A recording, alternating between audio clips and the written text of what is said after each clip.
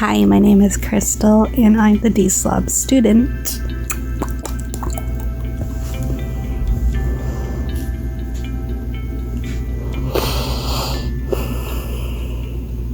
I am hiding out in my room for 1 hour. My family thinks that I have a 2-hour therapy session, but I don't. I just have a 1-hour therapy session. So rather than leaving this room, I'm gonna make myself stay in here for 1 hour, and you and I are going to take a look at what needs to be done in here. And for the next hour, we're gonna do those things together, okay? So let's get started, shall we?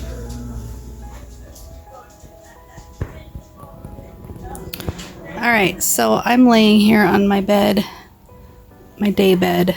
It's really cluttered with lots of stuff. But right now, I'm just gonna show you the dogs are being loud. You can hear that. Everyone is talking outside this room. They think I'm in here talking to my therapist, but let's look at this chair right here that I'm pointing to with my ankle, my foot, my orange sock. Look at the chair. When we come back, something will have disappeared. Let's take a look. Voila! Okay, I'm not gonna lie to you. I just put a lot of it right there. Some clothes went in the hamper and my backpack got hung up. But at least we have an empty chair now.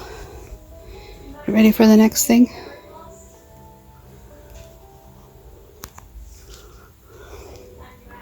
Let's clean up this bed. These are photographs from this last weekend when I went on a scrapbooking retreat. And I've also got empty Pepsi cans and water bottles. Trash, really. Let's see if I can tidy this up a bit.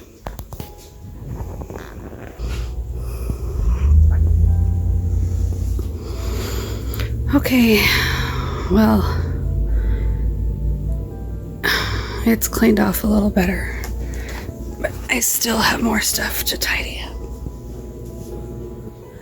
If we look at this bed, the sheet has come off of the mattress, so I'm gonna take everything off of here and make the bed. My hips are hurting, my back is hurting just from making the bed. That's not a good sign. If your back hurts and your hips hurt just from making a bed. And I think I need to do more stuff like this more often to build up that stamina and put my body back in shape. The other thing is, if you're like me and it's overwhelming to look at a room and not know where to start, just hit record on your video camera and just clean up one little section that the camera will see, because it gives you a more narrow window and it's not so overwhelming. You don't see everything in the room when you're looking through the lens of the camera. When you just look at what the camera can see, you can see one thing at a place and you can start tackling that one thing. It would be nice when I can get to the point where I can request alone time in my room without needing a fake therapy appointment to claim. Like, it took a while to hold that boundary that I have a therapy session right now. Everybody needs to leave me alone. When I first started doing therapy sessions in this room during COVID. Anyways, I'd like to snap my fingers and say that everything's gonna be better someday. Soon. I'd like to say that it's gonna be better tomorrow. But there's some growing pains. There's gonna be some ebb and flow. There's gonna be some ups and downs. Growth is not a linear line. Healing is not a linear line. There's so many 2 steps forwards, 8 step backs sort of situations. So anyways, I'm just rambling now as I'm trying to relax my back and talk to you on my half an hour left of my fake therapy session. My first therapy session was real. And now I'm just waiting for 8 o'clock so I can go out there and face the family, eat dinner, and all that. Maybe I'll have some motivation to do some more stuff in this room before that time. Maybe. What the heck am I doing here? I just piled everything that was on the floor and the bed onto the table. And now that this bed is cleared off, I get to lay down. And I have a little bit of a walkway to go out there. But it's still not 8 o'clock yet. So I still have a half an hour of my therapy session. My first therapy session was real. I really spoke to my therapist. Maybe I'll share a little bit of that here. Maybe just a little bit. I try not to take on his stuff, but what I think you're right, that when I'm not happy, I feel like it's my responsibility to get happy. And I will start blaming others or the situation, or because everything's not perfect, or because it's not the way I want. But if I'm honest with myself, I don't think I'm being picky. I think I'm in a very difficult situation that makes it hard. Like, I don't think I should have to be happy with it. Like, I mean, even satisfied with it. I don't think I should just roll over and accept it. And so I struggle with that. Am I really supposed to accept the way he treats me? No, you're not. You're not at all. And I don't know how not to. Because if I stand up to him, then But see, that's the dilemma with relationships that are not interdependent, right? Or never really have been, is that your happiness now relies on his.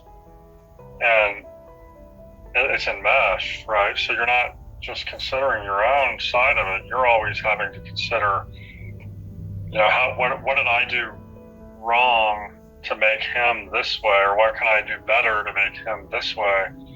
That's where the balancing act comes in. You shouldn't have to do that. And it's no wonder why I started to balance it in the first place, is because it was the only way for me to get some sort of happiness, even if it was some sort of false happiness.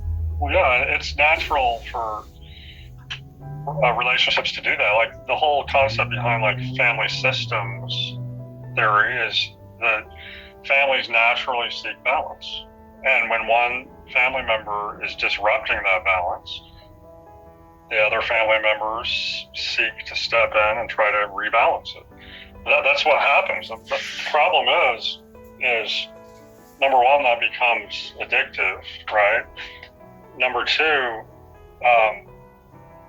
it's not your responsibility to do that. You shouldn't have to do that, right?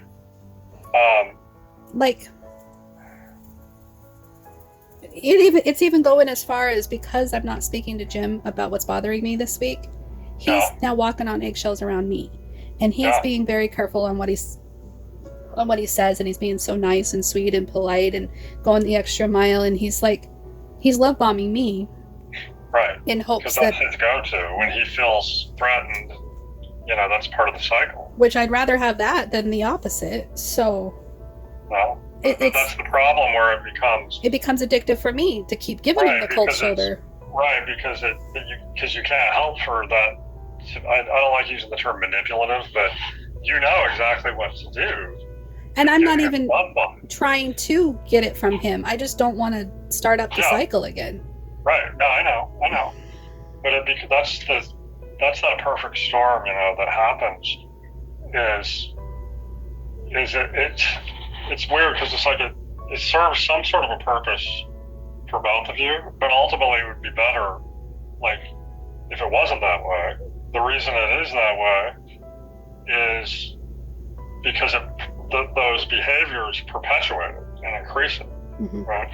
In other words, like you and I have said, like, if Jim would just understand that you're there because you want to be there, you've always come back, and just let it go, none of these behaviors would be necessary. Right. And so it's like the behaviors continue the cycle going, right? Like him triggering you, like when he gets jealous, he triggers you, and a lot of times you will, well, I don't know now, but like you used to kind of fawn or placate because you know that'll bring down his jealousy.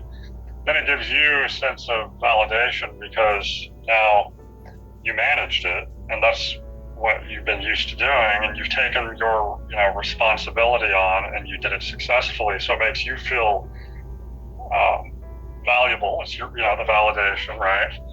And then when you feel valuable and validated, you feel a little bit more secure, and your security makes him jealous. So it just continues to go on and on and on like that. So what I have noticed is that when he gets jealous and I don't put up with it, then he feels like I minimize. He feels like I gaslight. He feels like I dismiss his feelings. He feels like he's not allowed to have feelings. He feels like he's walking on eggshells about his feelings.